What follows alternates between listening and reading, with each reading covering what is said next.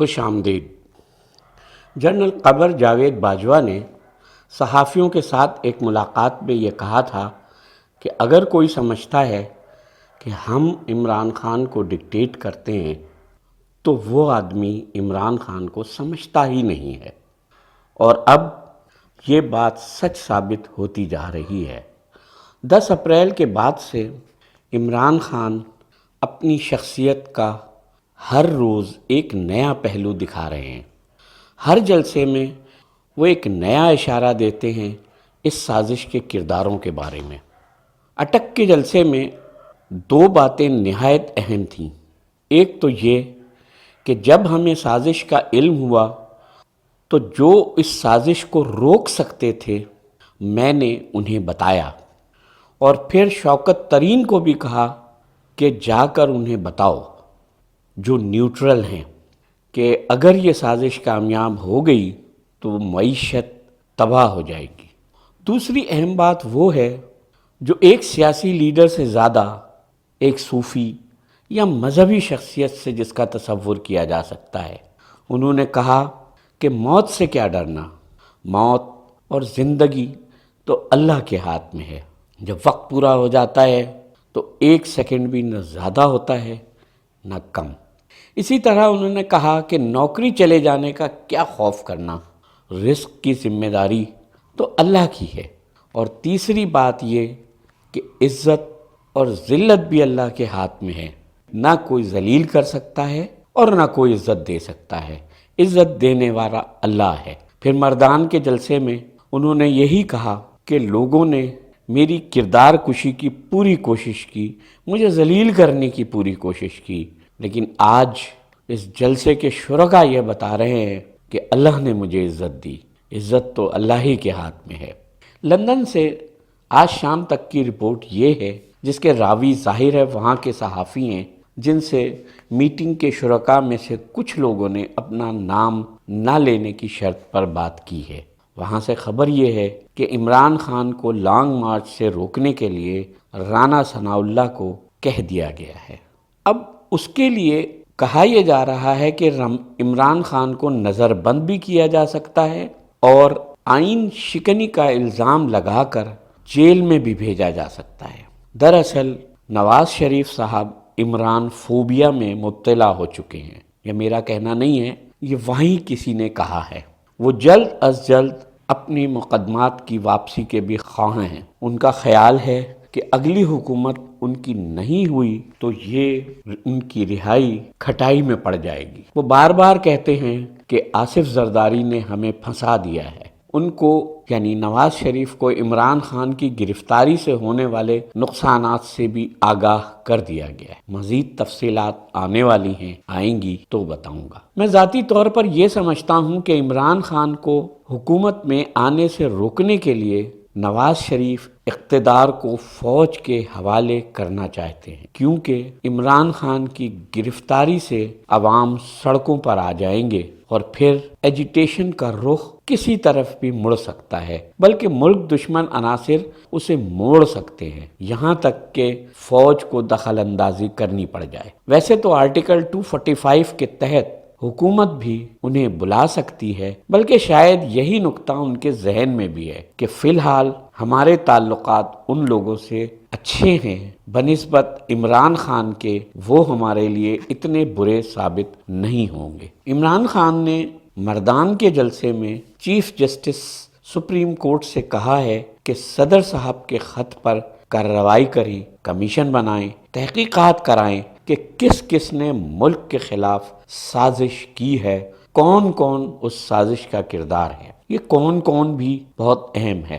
اس مردان کے جلسے میں عمران خان نے ایم کیو ایم کا بھی ذکر کیا کافی عرصے کے بعد کہ نصیر اللہ بابر کے آپریشن کے تمام پولیس والوں کو نواز شریف کے ساتھ اقتدار میں آتے ہی ایم کیو ایم نے چن چن کر قتل کیا، یہاں تک کہ کراچی پولیس کا مورائل ڈاؤن ہو گیا۔ اور اسی طرح یہ لوگ اب ڈاکٹر رضوان جیسے بہادر لوگوں کو دھمکیاں دے رہے ہیں، وہ بیچارے ہارٹ اٹیک سے مر گئے۔ یہ لوگ اپنے کیسز ختم کرانا چاہتے ہیں۔ مردان میں انہوں نے 2 ٹوک انداز میں چیف الیکشن کمشنر پر بھی انگلی انہوں نے کہا کہ اس شخص کے نیچے صاف اور شفاف الیکشن ممکن ہی نہیں ہے۔ میدان میں عمران خان نے یہ بھی کہا کہ ان کے دل پر ایک میر جعفر کی شکل نقش ہے، جس نے اس سازش میں اپنا حصہ ڈالا۔ انہوں نے کہا کہ سارے پاکستان کو لوٹے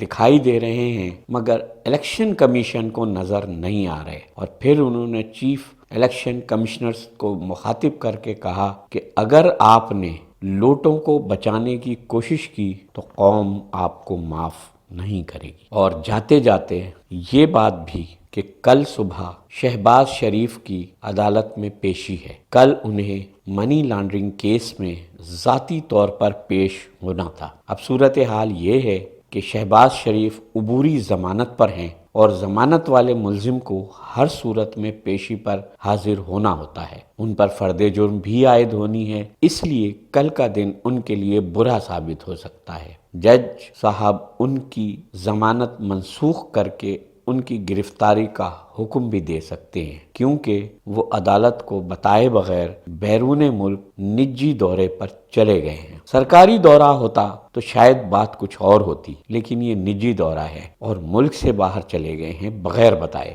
اسی طرح فرد جرم عائد ہونے والے کیس میں بھی ان کے وارنٹ گرفتاری جاری ہو سکتے ہیں ان کے پیش نہ ہونے کی وجہ سے۔ جج اعجاز حسن اعوان صاحب ایک سخت گیر جج کی شہرت رکھتے ہیں۔ دیکھتے ہیں کل عدالت میں کیا ہوتا ہے۔ میں ہوں نجم بن اسد۔ آج عمران خان صاحب نے کچھ سینئر صحافیوں سے ملاقات کی ہے۔ ان میں سے زیادہ تر تو وہی تھے جو اس رات یعنی 9 اور 10 کی درمیانی شب وزیر اعظم ہاؤس میں تھے اور تمام واقعات کے عینی شاہد بھی تھے، اور مزید بھی کچھ لوگ تھے۔ انہی میں سے کچھ لوگوں نے کچھ اہم باتیں بتائی ہیں، تو میں نے سوچا کہ وہ آپ لوگوں سے شیئر کر لی جائیں۔ عمران خان صاحب نے کہا کہ ایک کیلکولیشن ہم دونوں سے ہوئی ہے، ہم دونوں سے ان کی مراد اپنے آپ سے اور ان لوگوں سے جنہوں نے اس رجیم چینج میں اپنا کردار ادا کیا۔ انہوں نے کہا ایک اندازہ ہم دونوں سے غلط ثابت ہوا۔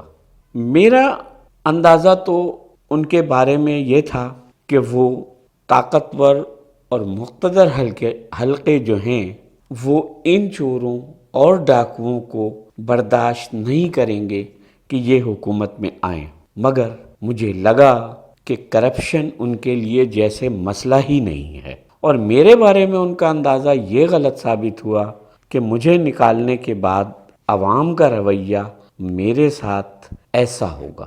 وہ نہیں سمجھتے تھے کہ لوگ میرے ساتھ اس طرح کھڑے ہو جائیں گے۔ پھر انہوں نے یہ کہا کہ اگر میں دوبارہ اقتدار میں آیا تو کچھ ایسی ریفارمز مجھے نظام کو درست کرنے کے لیے کرنی ہوں گی، لیکن میں وہ سب ابھی نہیں بتاؤں گا، بعد میں کچھ بتا دوں گا اور کچھ اس وقت بھی نہیں بتاؤں گا۔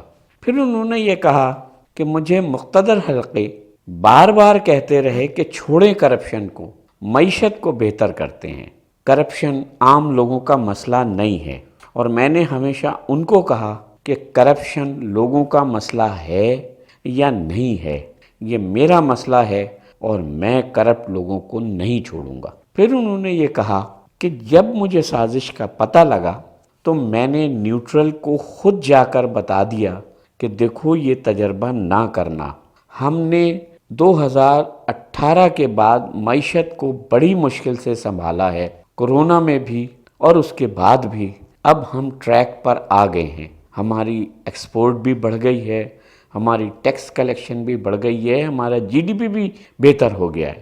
اس وقت اگر ان کو نہ روکا گیا تو معیشت کو بڑا جھٹکا لگے گا۔ پھر میں نے شوکت ترین کو بھی بھیجا کہ انہیں سمجھائیں کہ معیشت دھڑام سے گر جائے گی، ملک کے دیوالیہ ہو جانے کا بھی خطرہ ہے، کیونکہ سرمایہ کاروں کا اعتماد مجروح ہو جائے گا۔ پھر انہوں نے یہ کہا کہ دیکھیں نیب میرے کنٹرول میں نہیں تھا، احتساب میری خواہش تھی، میرے بس میں نہیں تھا، جنہوں نے کیس بنایا اب میں دیکھ رہا ہوں کہ وہی ریلیف دینے میں آگے ہیں۔ لگتا یہ ہے کہ نیوٹرل کو کرپشن سے کوئی فرق نہیں پڑتا۔ پھر انہوں نے یہ بھی کہا کہ امریکی دھمکی سے ڈرنا ضروری نہیں تھا۔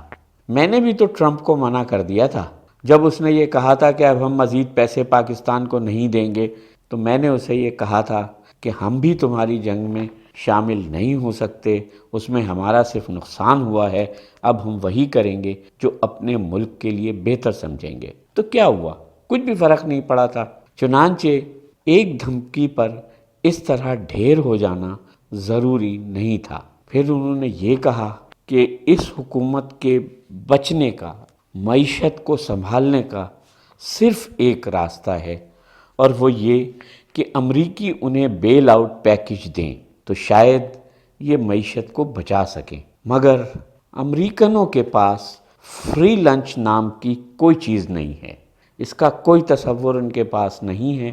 وہ بہت کڑی شرطیں عائد کریں گے، اور ان میں سے کچھ شرطیں ایسی بھی ہوں گی کہ میں اور میرے لوگ ان شرطوں کو نہیں مانیں گے۔ پھر انہوں نے یہ کہا کہ پورے ملک میں کنسٹرکشن انڈسٹری بوم پہ تھی، ہر جگہ بہتری آ رہی تھی، مگر سندھ میں بہتری نہیں آ رہی تھی، جبکہ کراچی جیسا بڑا شہر سندھ میں تھا۔ میں نے ایک میٹنگ بلائی تو انڈسٹری کے لوگوں نے سندھ کے بیوروکریٹس کی موجودگی میں ان کے منہ پر کہا کہ 3 کروڑ روپے تو یہ صرف اجازت دینے کے لے لیتے ہیں، ہم کیسے کام کریں گے یہاں پر۔ بعد میں سندھ کے انہی بیوروکریٹس نے مجھے بتایا، یہ پیغام بھیجوایا کہ یہ رشوت ہم نہیں لیتے، یہ سیدھی جاتی ہے ادی کے پاس۔ ادی کہتے ہیں فریال تالپور کو۔ پھر انہوں نے یہ بھی کہا کہ میر جعفر اور میر صادق کوئی 1-2 نہیں ہیں، بہت سارے ہیں۔ ابھی تو میں نے چند ایک کو ایکسپوز کیا ہے، ایک ایک کر کے سب کو کروں گا۔ اور یہی بات ہے جو میں آپ لوگوں سے ہمیشہ کہتا ہوں کہ عمران خان ہر جلسے میں 1 یا 2 اشارے دے رہے ہیں مسلسل۔ پھر عمران خان نے یہ بھی کہا کہ جب میں لوگوں کو بڑی تعداد میں لے کر تاریخی اجتماع لے کر اسلام آباد آؤں گا تو میرے پاس بہت سارے آپشن ہوں گے، اور ہم اس امپورٹڈ حکومت کو الیکشن کروانے پر مجبور کر دیں گے۔ انہوں نے یہ بھی کہا کہ سندھ میں تقریباً ہر جگہ ہمارے امیدوار دوسرے نمبر پر آئے ہیں، جہاں 1 نمبر پہ آ گئے ہیں وہ تو اپنی جگہ ہیں، لیکن زیادہ تر جگہوں پر دوسرے نمبر پر آئے ہیں۔ چنانچہ اگلے الیکشن میں ہم محنت کریں گے اور اپنے امیدواروں کو وہاں سے بھی بڑی تعداد میں کامیاب کرانے کی کوشش کریں گے۔ اس کے بعد انہوں نے یہ کہا کہ مجھے پہلے دن سے پتا تھا کہ پاکستان کے مسائل بہت سارے ہیں، اور ان مسائل سے نکلنے کا راستہ بہت مشکل ہے، شاید نہ بھی نکل پائیں جب تک کہ ہم ایک قوم بن کر کام نہیں کریں گے۔ پھر یہ جو رجیم چینج کا آپریشن ہوا، اس نے میرا کام آسان کر دیا، اس نے پاکستانیوں کو ایک قوم بنا دیا ہے۔ اب ہم بہت سارے دیرینہ مسائل حل کرنے میں انشاءاللہ کامیاب ہو جائیں گے۔ ملتے ہیں اگلے ویڈیو میں۔